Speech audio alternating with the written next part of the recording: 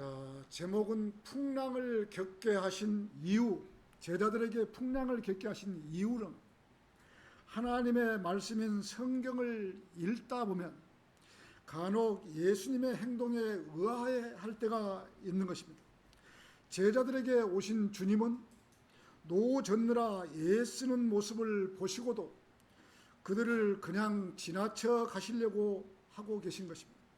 예수님 부활하신 후에 엠마오로 가는 두 제자를 만나셨을 때도 그들이 가려던 마을에 가까이 왔는데도 그분께서는 마치 더 멀리 가시는 것처럼 하셨던 것입니다. 그들이 그분을 강하게 만류하면서 말씀하시기를 우리와 함께 거하소서, 이는 저녁으로 기울어가고 있으며 날이 꽤 저물었기 때문이다. 이에 그분께서 그들과 함께 머물기 위해 들어가셨더라. 집 안으로 들어가던 것이죠. 그리고 그분께서 그들과 함께 음식 앞에 앉아 드시고 계셨을 때 이러한 일이 있었으니 그분께서 빵을 집어 드시고 그것을 축복하신 후에 빵을 찢어서 그들에게 주셨더라. 그러자 그들이 눈이 열려 그들이 그분을 알아보았더라. 이제 주님께서 빵을 찢어서 빵을 주시는 것을 먹고 나니 그때서 예수님을 알아보셨던 것이죠. 엠마오로 가는 두 제자가. 그런데 그분께서 그들의 시야에서 자취를 감추셨더라. 빵을 먹고 나니 분명히 앞에 계신 이 예수님께서 시야에서 멀어져 버렸던 것이죠. 이렇게 엠마오로 가는 두 제자에게 나타나셔서 함께 길을 동행하는 것을 볼 수 있는 것입니다. 제자들은 예수님이라는 사실도 모른 채 예루살렘에서 일어난 일을 당신만 모르고 계셨다고 하신 것입니다. 그런데 주님께서는 길을 가던 중 우리와 함께 대화하는 중에 우리에게 성경 기록들을 열어주시는 동안 우리의 마음이 우리 안에서 타오르지 아니하였더냐, 뜨겁지 아니하였더냐, 두 제자는 서로에게 간증을 했던 것입니다. 두 제자는 뒤늦게나마 그분이 예수님이라는 사실을 알고 다시 그 길로 잠을 자지 않고 그 길로 다시 돌아서서 예루살렘으로 갔던 것입니다. 11명이 모여있는 곳에 가서 그들과 함께 말하기를 정녕 주님께서 살아나셨다고 말을 했던 것입니다. 말하고 있는 동안에 예수님께서 나타나셔서 친히 그들 한가운데 서서 너희에게 평안이 있기를 원하노라. 예수님께서는 두 제자가 엠마오에 도착했을 때에도 제자들이 예수님을 붙들기를 바랐던 것입니다. 자, 지금 이 시대에서도 하나님을 믿는다고 하면서도 하나님께 가까이 가지 못하고 멀리 서서 하나님만 바라보고 가는 그러한 형태로 믿음 생활을 하고 있는 것을 우리는 볼 수 있는 것입니다. 여리고의 소경이 바디메오에게서도 이러한 교훈을 얻을 수 있는 것입니다. 그는 나사렛 예수께서 지나가신다는 사람들의 말을 들었을 때 소리쳤던 거예요. 소경이 눈이 앞이 안 보이는데 얼마나 답답하겠어요. 예수님만 지나가면은 그분이 눈을 뜨게 하신다 그러니까 지나가는데 야 주여 주께서 이 고래고래 큰 소리 치지 않았겠어요? 저라도 그렇게 큰 소리 쳤겠어요? 눈을 뜨게 해주시는 분이 바로 예수님인데 그냥 가만 두고 보시겠습니까? 내 눈을 뜨게 해달라고 큰 소리 치고 해야죠. 이에 그가 부르짖어 말씀드리기를 예수님 다윗의 자손이신 당신이여 제게 자비를 베푸소서라고 해요. 그러자 앞에 가던 자들이 그에게 조용히 하라고 침묵을 지키라고 하며 그를 꾸짖었더라. 그러나 그는 훨씬 더 크게 소리를 부르짖었더라. 다윗의 자손이신 당신이여 제게 자비를 베푸소서라고 하였더라. 큰 소리로 소리를 쳤던 것입니다.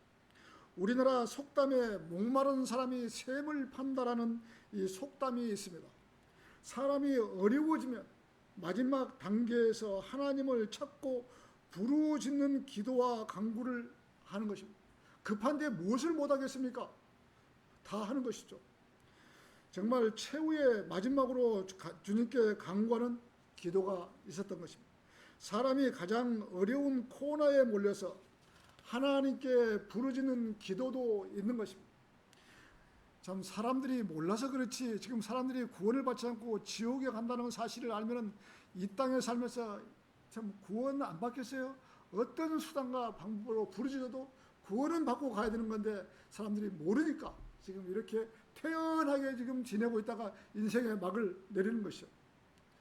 자, 바디메오처럼 눈이 뜨고 싶고 시력을 받고 싶어서 예수님께 매달리는 광경을 우리는 볼 수 있는 것입니다. 사람이 물에 빠지면 지푸라기라도 잡고 싶은 심정이 인간의 마음인 것입니다. 그런데 평상시에는 급하지 않기 때문에 기도도 설렁설렁히 하고 들어주어도 그만, 들어주지도 않아도 그만인데 하면서 한사코 기도를 해서 뭐해? 라고 생각하고 기도한다면 그런 기도는 상달이 되지 않는 것입니다. 사람이 위기에 몰렸을 때 기도의 응답을 받고자 할 때 하나님께 급하게 기도하는 것을 볼 수가 있는 거죠. 사람이 죽음 앞에 다가섰는데 기도 안 할 사람이 어디 있습니까? 기도 다 하는 거. 오 마이 갓 한다든지 오 하나님 제 인생 한 번만 살려주십시오. 이렇게 기도 안 할 사람이 누가 있겠습니까? 다 기도하는 거죠. 저 역시도 한번 그래 해봤으니까 잘 알죠. 죽기 일보 직전에 오 하나님이 한 번만 살려주십시오. 제가 주님을 위해 살겠습니다. 그런 기도 안 할 사람이 누가 있겠습니까? 다 하는 거죠. 사람이 급하지 않으니까 아직 뭐 내가 뭐 죽기 하겠어? 그러다 보니까 찾지를 않는 것이죠. 주님께서는 소경 바디메오의 기도를 못 들었던 것이 아닙니다. 다 듣고 계시면서도 그래 네가 얼마나 애타게 하나님께 매달린 것을 보시려고 가만히 듣고 가면서도 모른 척하고 지나갔던 것입니다. 하나님께서 하나님을 믿는 모든 성도들이 하나님께 간절히 매달려서 기도하고 간구하는 그런 모습을 보고 싶어 했던 것입니다. 예수님께서는 자기한테 찾고 부르짖고 이런 사람을 찾고 계셨던 것이에요. 네가 얼마나 나를 찾느냐? 또 그렇지 않으면 대충 찾고 있느냐라는 것을 보시고 계시는 것입니다. 마음이 급하지 않은데 하나님을 찾겠어요? 안 찾는 것이죠. 자, 이렇게 바디메오 소경처럼 간절히 애원하고 매달렸을 때 그 순간 주님은 걸음을 멈추시고 그를 만나 그의 간청을 들어주셨던 것입니다.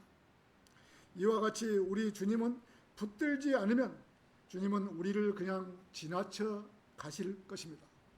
자, 풍랑을 겪게 하신 이유 첫 번째, 갈릴리 바다를 걸어오시는 예수님.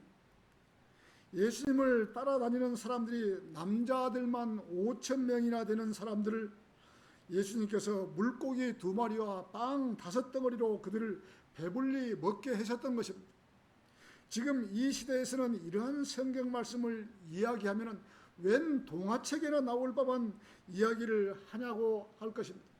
그러나 하나님께서는 이보다 더 어려운 일을 수없이 했던 것입니다. 이렇게 5,000명을 먹일 때도 장정들만 5,000명이지 그 자매들이나 여자분들은 이 구약시대 때는 그 인원수를 쉬는데 여자분들은 들어가지를 않았던 것이에요. 그래서 모세가 광야를 올 때 60만 대군을 끌고 올 때 20살 이상, 자 60세 이하, 그렇기 때문에 그 숫자가 60만 대군이었어요. 어린애들과 여자들과 할머니, 할아버지들 다 하면 200만 명이 된다는 것이죠. 그래서 그 시대에는 여자들은 인원수에 빠졌기 때문에 5,000명을 먹였다는 것이죠. 자, 온 우주 만물을 창조하신 하나님께서 그 정도도 못하시는 하나님이 아니신 것입니다. 이스라엘 백성을 200만 명을 이끌고 물도 없는 사막을 40년 동안이나 광야 생활을 했던 기적이 있는 것입니다.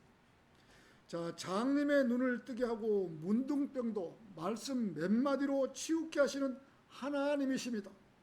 그런 하나님께서 5,000명을 먹이시고 난 이후에 사람들을 다 돌려보내고 제자들만 배에 태워서 저 건너 베세다까지 앞서가게 했던 것입니다. 제자들을 배에 태워서 먼저 가게 하시고 예수님은 한 산속으로 기도하러 떠나셨던 것입니다. 제자들을 먼저 보내고 자, 산에서 기도하고 갔던 것입니다. 예수님께서 산속으로 기도하러 가셨다고 하니 세상의 수많은 교회들이 산속에다가 기도원을 지어놓고 예수님을 흉내를 내고 있는 것이 기도원을 지어놓고 좀 산 깊다 그러면 들어가면 다 기도원이 다 있어요. 뭐 서울 무슨 교회 기도원, 여기는 뭐 무슨 교회 기도원이 골짝골짝마다 기도원이 다 박혀 있는 거예요. 자, 이스라엘 백성들은 산에다가 산당을 지어놓고, 그때만 해도 이스라엘 백성은 산에다가 산당을, 제사 지내는 산당을 지어놓은 거예요. 하나님을 섬긴다고 했지만 그 산당에서는 우상 숭배만 했던 것입니다. 산당에서는 옛날 수도원이 지금의 기도원으로 변모하고 있는 것입니다. 우리나라만 해도 조금 크다고 하는 교회는 시골 산속에 기도원을 지어놓고 기도하는 것을 볼 수가 있는 것입니다. 이렇게 하는 것은 절간에 중들이 목탁을 두들고 있는 것이나 매 한 가지인 것입니다. 중들이 이 절간에서 목탁 두드리고 있는 것하고 똑같은 것입니다. 그렇게 기도한다는 것은 주님께서 아침에 산에 기도하러 갔다는 빌미로 교회마다 새벽 기도가 붐을 타고 있는 것입니다. 일반 교회 목사들이 하는 왈, 새벽 기도만 없으면 목사를 해먹겠다고 그런 말을 한다고 합니다. 새벽 기도가 그만큼 아마 피곤한 모양이야. 왜 그 힘들게 새벽에 교회 나서 새벽 4시부터 나와서 그 준비를 하고 그 난리를 법석을 피우는가 모르겠어요. 정말 알다가도 모르는 일이에요. 정말 왜 그렇게 지극정성으로 새벽마다 새벽 교회에 나가서 기도하는지 알 수가 없는 것입니다. 전 세계적으로 우리나라만 새벽 기도라는 제도가 있는 것입니다.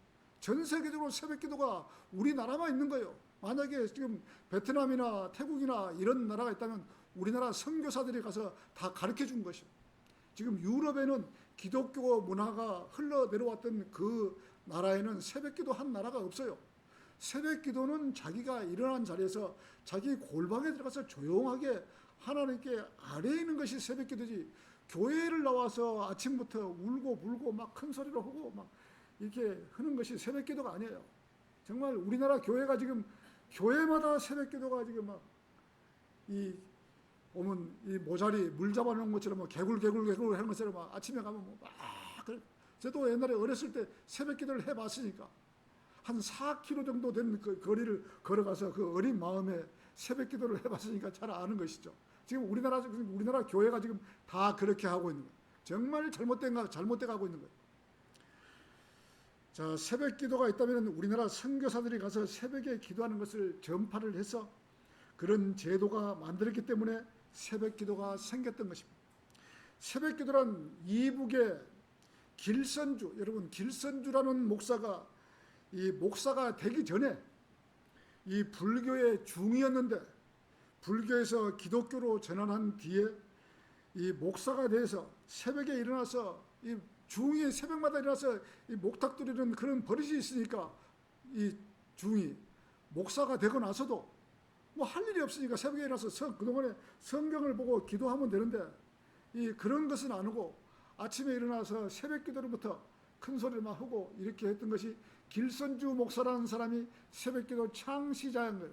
기독교 역사 지금까지 흘러내려오는 게 우리나라 길선주라는 사람이 새벽 기도의 이 창시자인 것이죠. 참 불명예스러운 그러한 제도를 만들어 놓은 것이에요. 길선주라는 사람.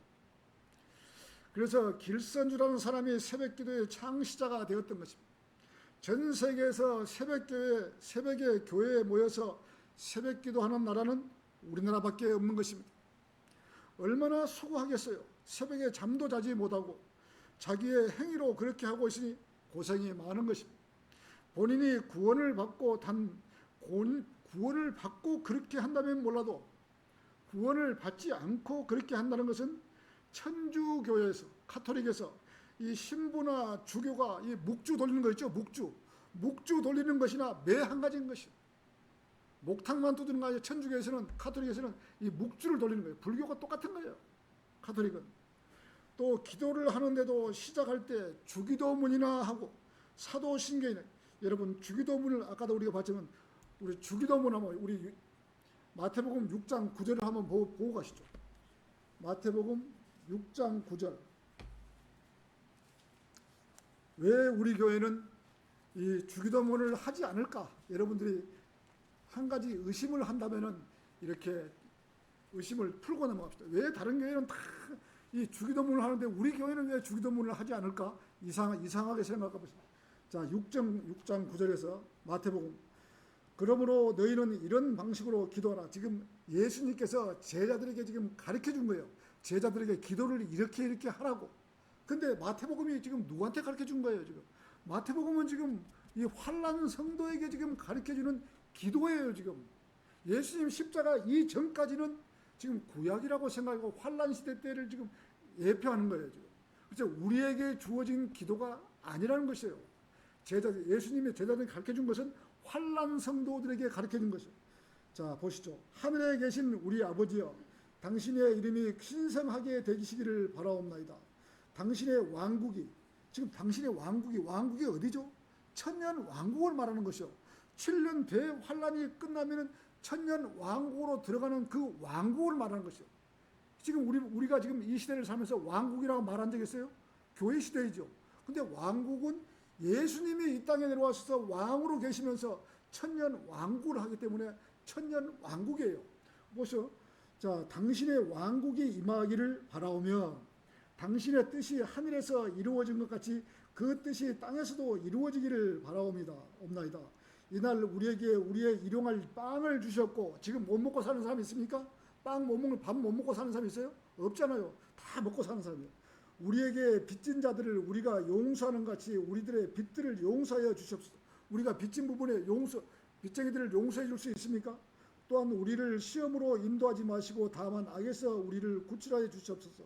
이는 그 왕국과 그 권능과 그 영광이 영원토록 아버지의 것이기 때문이옵니다. 보세요. 지금 주기도문은 지금 우리에게 주어진 것이 아니에요. 우리 못 먹고 사는 사람, 우리 빚진 부분이 있어요? 빚 갚을 일이 있어요? 없어요. 7년 대환란 때는 표를 받지 못하기 때문에 우리가 표를 받아 그때 당시에 환란 성도가 표를 받으면 지옥으로 가기 때문에 표를 안 받기 때문에 가난하게 살 수밖에 없으니까 이렇게 지금 먹을 것이 없으니까 하나님께 기도하는 거예요. 그래서 제자들의 기도를 지금 7년 대환란 후 3년 반 42개월 동안 숨어서 지내면서 이렇게 하나님께 기도하는 기도가 주 기도문이에요. 이런 걸 갖다가 지금 우리 시대에 지금 우리한테 갖고 와서 우리가 매일같이 밥 먹을 때나 어디 가서나 뭐 기도한다면은 이해하겠습니까? 이해 못하는 것이에요. 지금 철저하게 지금 장로교회나 일반 교회에서는 주기도문을 안 하는 교회를 갖다가 이단시하는 거예요. 우리 교회를 안 하니까 우리 교회를 이단시하는 거예요. 정말 잘못된 거예요. 주기도문이 무슨 기도인 줄도 모르고 지금 그렇게 하고 있는 겁니다. 여러분 철저히 아시기 바랍니다.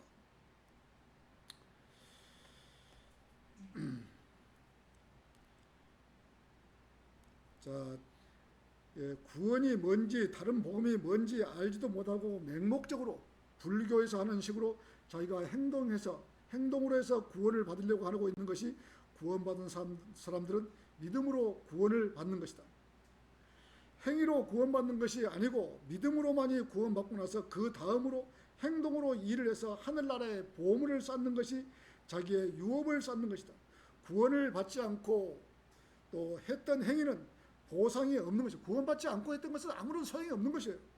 자, 구원을 받고 나서 행위로 상을 쌓아야 하는 것이다.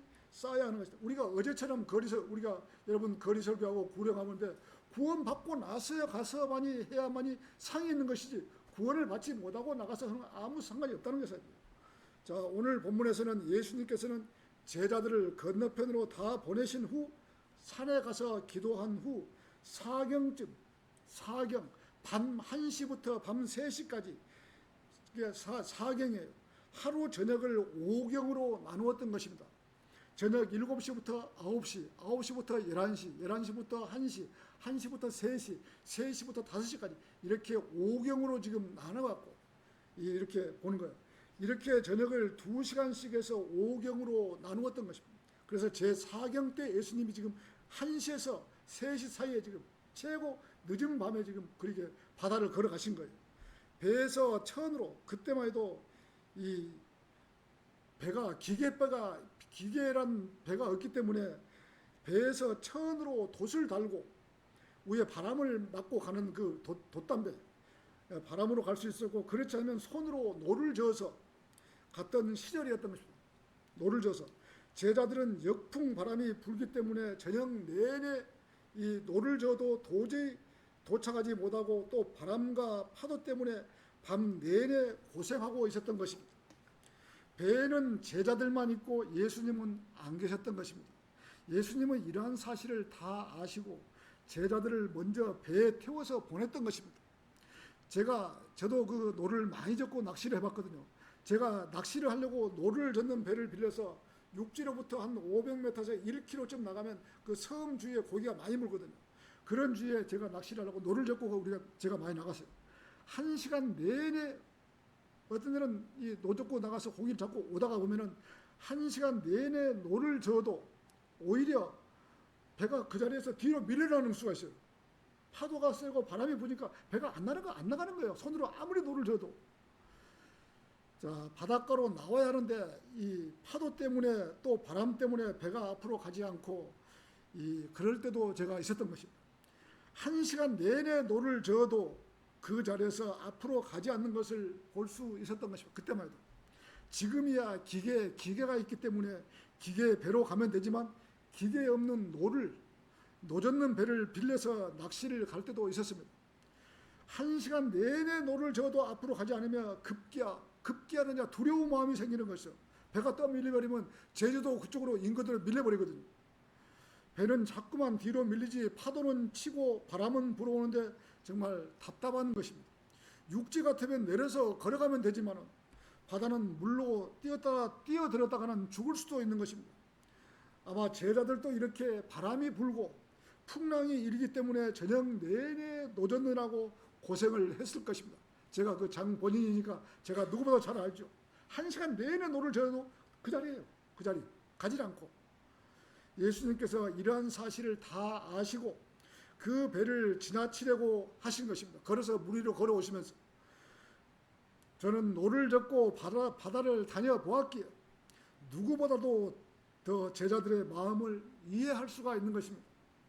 바람 때문에 생사의 갈림길에서 오직 예수님만을 찾아야 하는데 예수님은 오시지 않고 또 설마 그분께서 바다를 걸어오실 줄은 정말 몰랐던 것입니다.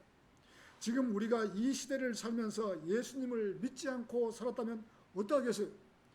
우리들의 머리에는 오직 예수, 주님만이 우리들의 희망이고 소망이고 미래인데 하나님을 믿지 않고 살았다면 정말 끔찍한 일인 것입니다. 우리의 삶에서 우리의 머리를 가득 채우신 분은 오직 하나님이신데 이런 하나님을 믿지 않고 살아간다면 그 무엇으로 우리들의 머리를 채울 것입니까? 자, 그런 것을 생각한다면 앞날에 희망이 없고 오직 세상을 위해 돈을 목적으로 살고 있고 오직 돈 하고 살고 있을 것입니다. 하나님을 모르고 살았다면 제가 세상에 태어난 가장 보람된 일이 있다면 하나님의 말씀으로 구원을 받고 하나님 말씀으로 살아간다는 그 자체가 나에게는 가장 소중한 일인 것입니다. 이보다 더 귀한 일은 없는 것입니다. 이 세상을 다 준다고 해도 하나님과 바꿀 수는 없는 것입니다. 이렇게 소중한 하나님을 알고 제 안에 성령님을 모시고 살아간다는 것은 정말 최고의 행운인 것입니다. 여러분들이 만약에 이 순간까지도 구원을 받지 못하고 그냥 세상을 살아간다면 여러분들은 어떠하겠어요? 세상 사람들처럼 희낙낙하면서 이 세상이 다인 줄 알고 아무런 희망도 없이 살고 있지 않겠어요? 그러면 세상 사람들과 틀릴 바가 무엇이 있겠어요? 똑같은 것이죠. 그래도 하나님의 보호하심으로 구원을 받고 하나님을 섬기고 산다는 것은 이 땅에서 가장 행복한 사람들인 것입니다. 여러분들이 이 사실을 아직까지 마음에 와 닿지를 않는다면 스스로 하나님의 말씀에 충실하게 되면 얼마나 좋은 사실인지 피부로 느낄 때가 있을 것입니다. 우리는 갈 곳이 있고 앞으로 또 어떻게 된다는 미래도 정확하게 알고 있고 죽음을 대비하고 살아가는 성도들인 것입니다. 이보다 더 행복한 사람이 있으면 나와보라고 하십시오. 우리들은 그러한 사람들입니다. 우리보다 더 행복한 사람들이 있으면 나와보라고 하십시오. 돈이 많다고 행복하겠습니까? 건강하다고 아니에요. 자, 풍랑을 겪게 하신 이후 두 번째, 저를 구원하여 주소서. 예수님께서 제자들을 먼저 배에 태우고 보내셨으며 또 바람과 파도와 풍랑을 일게 해서 그 고난과 고통을 알게 하시려고 제자들 먼저 배를 태워 보냈던 것입니다. 그런데 제자들은 그 사실을 알지 못한 채 저녁 내내 파도에 시달리면서 고생을 했던 것입니다. 날이 새기만 기다리고 아니면 예수님께서 다른 배를 타고 오셔야만이 자기들을 구해줄 수가 있다고 생각을 했던 것입니다. 강풍이 불고 파도가 일어나고 캄캄한 밤중에 강풍 속에서 높은 파도를 거스르며 항해한다는 것은 얼마나 무서운 일인가. 그런데 주님께서는 어디에 계신단 말인가 하고 제자들은 기다리고 있는 것이죠. 자, 주님께서 여기에 계시면 바람을 재우고 파도를 잠잠케 하실 수 있으련만 그분께서는 우리를 잊어버리신 듯 아무 소식이 없고 아우성치며 불러도 대답이 없으시는 것입니다. 제자들은 이러한 처지에 놓여 있었던 것입니다. 저녁 내 배를 노를 젓지 못하고. 우리 마태복음 8장 한번 보시죠. 마태복음 8장 23절에서 27절 한번 보시죠. 8장 23절.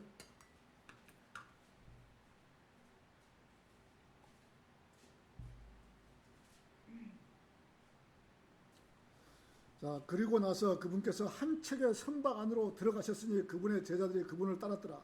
그런데 보라, 그 선박이 파도들로 덮일 정도로 바다에 어떤 엄청난 광풍이 일었더라. 그러나 그분께서는 주무셨더라. 배에서 지금 주무시고 계신 것이요. 그러자 그분의 제자들이 그분께 와서 그분을 깨우며 말씀드리기를 주여 우리를 구원하소서 우리가 죽나이다 하였더라.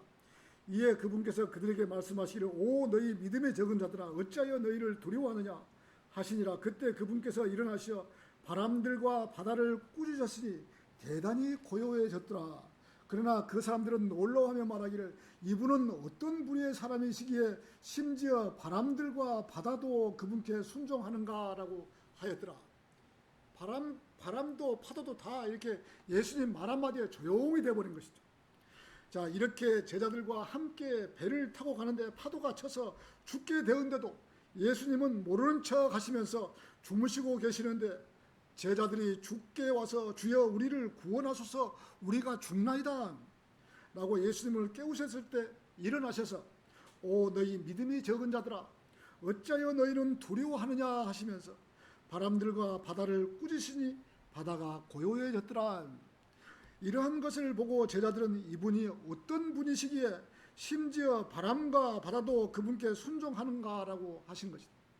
이러한 것을 제자들은 한번 목격했기에 예수님만 계시면은 바람과 파도는 조용히 할 수 있다는 것을 알았던 것입니다. 그 전에 이렇게 배에 주무시는 것을 깨우셨던 적이 있기 때문에 오늘 저녁에도 이렇게 지금 예수님 계시면은 우리를 구출할 수 있을 텐데라고 알고 계셨던 것이죠.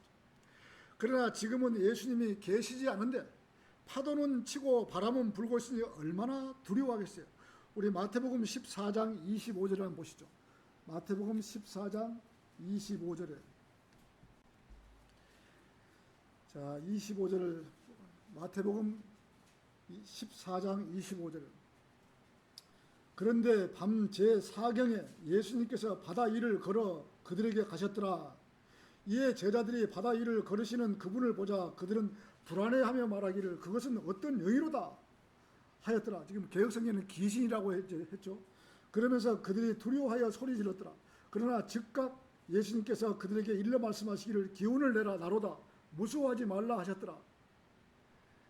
이렇게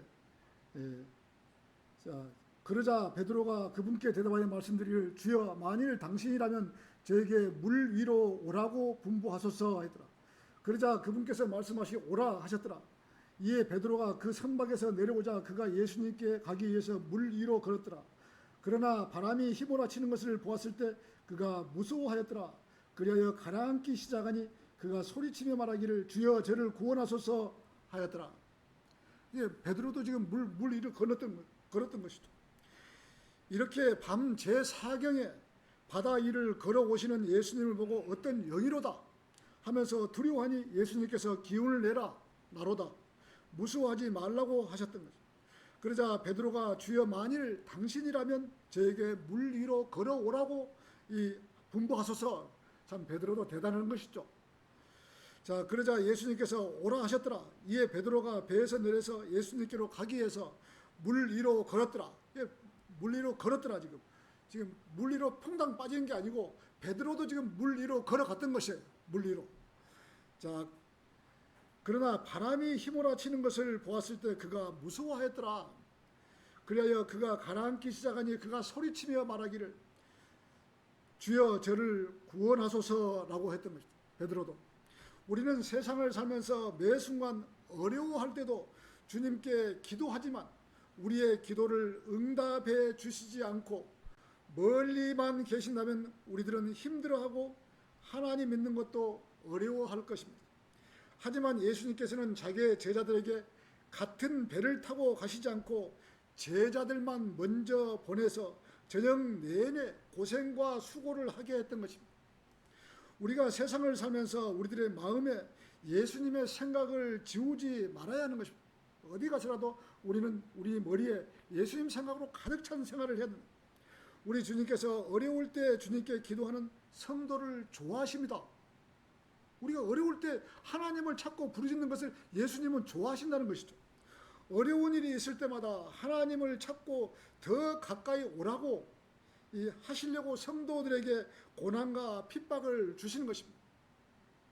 제자들도 이러한 사실을 알게 하려고 저녁 내내 파도와 싸우게 하신 것입니다. 소경 바디메오처럼 어려울 때 주님 앞에 가까이 다가가는 성도를 주님께서는 기다리고 계시는 것입니다. 사람들은 이러한 사실을 알지 못하고 주님으로부터 멀리 떠나려고만 하고 있는 것입니다. 주님 앞에 헌신하지 못하는 성도는 주님이 멀리 계시는 것처럼 느껴지는 것이기에 주님 앞에 더 가까이 가지 못하는 것입니다. 우리 주님은 우리들을 보고 더 가까이 오라고 손짓을 하고 있는데 성도들은 가까이 가기가 어쩐지 참 꺼려지고 이상하고 가까이 가기를 싫어하시는 것입니다. 왜 우리 성도들이 구원받은 성도들이 하나님 앞에 가까이 가지를 못할까요? 우리들이 세상을 살 때에도 직장의 상사나 아니면 위의 사람들에게 가까이 다가가야 하는데 가까이 가지 못하고 자꾸만 같이 있는 자리를 피하려고만 하는 사람들이 있는 것입니다. 자꾸 피하려고만 하는 거예요. 사장하고 어떤 회사의 사장하고 가까이서 차도 마시고 대화도 하고 속마음도 털어놓고 하다 보면 사장의 신임을 받게 되어 있는 것입니다. 그런 모습이 세상을 살아가는 요령인 것입니다. 요령. 자, 사람을 두려워하면 하나님을 두려워하지 않는 것입니다. 사람을 두려워하면 하나님을 두려워하지 않는 것입니다. 하나님을 두려워하는 사람들이 사람을 두려워하지 않는 것입니다. 거꾸로 되는 거예요. 꼭 하나님을 두려워하지 않는 사람들이 사람들을 두려워하고 있는 것입니다. 직장에서도 위의 상사에게 가장 친근하게 다가가는 사람이 출세할 수 있고 또 위로 올라갈 수 있는 것입니다. 그렇잖아요. 자기 직장 상사나 사장에게 가장 가까이 가서 대화도 많이 하고 이런 사람이 직장에서 승진도 되고 올라가는 것이에요. 그게 세상 사는 요령이에요. 자, 하나님을 믿는 성도들도 어떻게 해서라도 하나님께 가까이 가는 성도가 하나님께 복을 받고 살 수 있는 것입니다. 어떻게 하면 하나님께 가까이 갈 수 있는가? 이렇게 가까이 가는 성도만이 성도가 복을 받고 사는 성도예요. 그렇다면 어떻게 해야만이 하나님께 가까이 갈 수 있는가? 본인 하기에 달려있는 것입니다. 본인 하기에 달려있는 것이죠. 가까이 가는 것은. 매일 하나님의 말씀을 보면서 하나님과 교제하며 묻고 의뢰하며 기도하고 하나님과 동행하는 삶을 살아야 하는 것입니다. 하나님께 가까이 가는 방법은 바로 이것이에요. 직원이 사장과 친근하게 지내려면 사장님 가까이 가서 많은 대화를 하다 보면 사장님 눈에 들게 되어 있는 것입니다. 성도도 하나님께 가까이 가는 방법은 하나님을 찾아야 하는 것입니다. 성도가 하나님을 찾지 않은데 하나님께 가까이 갈 수 있겠습니까? 가까이 가는 길은 정해져 있는 것입니다. 우리가 하나님께 가까이 가는 방법이나 직장에서도 또 상사나 사장에 가까이 가면은 당연히 또 출세할 수 있고 더 많은 지위도 올라갈 수 있는 것이죠. 그 요령인 것이죠.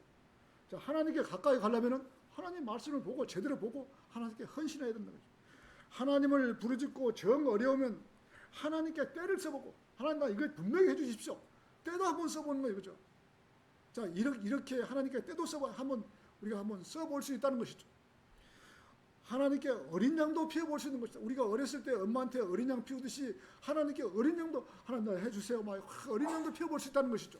하나님 나 질병을 낫게 해주십시오. 자, 이것이 성도의 자세인 것입니다. 그러면서 하나님의 일을 할 때는 더욱더 열심히 하고 설교나 구령도 헌신적으로 형식적으로 하지 않고 열정적으로 주님을 섬기고 열정적으로 복음도 전해야 되는 것입니다. 어중간히 흐는 척 마는 척이 아니라 정말 열정적으로. 자, 이렇게 하나님 가까이 가는 방법을 터득해야 하는 것입니다. 이것이 바로 하나님께 헌신하는 지름길인 것입니다. 헌신하니까 돈을 많이 내라고 하는 것이 아닙니다.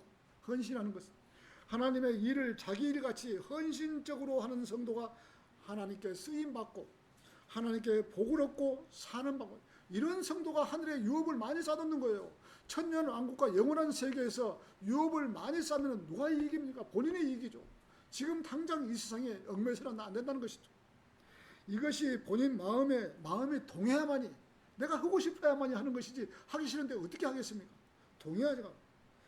자, 하나님께 하고 싶은 마음이 동해야만이 하나님께 헌신할 수가 있다는 것이죠. 동을하면 어떻겠습니까? 말씀을 자주 보고 기도하고 하나님께 가까이 가는 성도가 마음이 동할 수 있다는 것이죠. 어떤 큰 변화가 있었든지, 사람들 보면 저처럼 어떤 큰 변화가 있었다든지, 아니면 사업에 실패를 했다든지, 아니면 몸에 병이 생겨서 죽기 일보 직전까지 갔다든지, 큰 변화가 없으면, 그런 변화가 없으면 이 사람들은 하나님께 헌신하려고 생각을 하지 않는 것입니다. 그 위험한 고비를 넘겨보지 않았기 때문에 잘 모르는 거죠. 한번 당해보면은 그때는 그냥 정신이 바짝 차려지는 것이죠. 지금 내가 건강하고 하나님의 도우심이 없어도 잘 살 수 있는데 라고 생각하는 성도는 하나님께 헌신하지 못하는 것입니다. 이러한 성도는 예수님께서 큰 고통을 주어서 밤에 노를 저어도 안 된다는 사실을 안다든지, 제자들은 지금 밤에 노를 아무리 저어도 1시간 내내 저어도 도로고자리 배가 안 나가는 거예요. 저는 그 노를 하도 많이 저어봤기 때문에 누구보다 잘 아는 겁니다. 아니면 몸을 쳐서 병을 얻어서 죽기 일보 직전까지 간다든지, 어떤 큰 변화가 일어나면 그때서야 돌이킬 수 있는 것입니다. 이런 방법은 정말 미련한 방법인 것입니다. 어떤 징계를 당하고 나서 하나님께 돌아서는 방법은 미련한 방법이죠.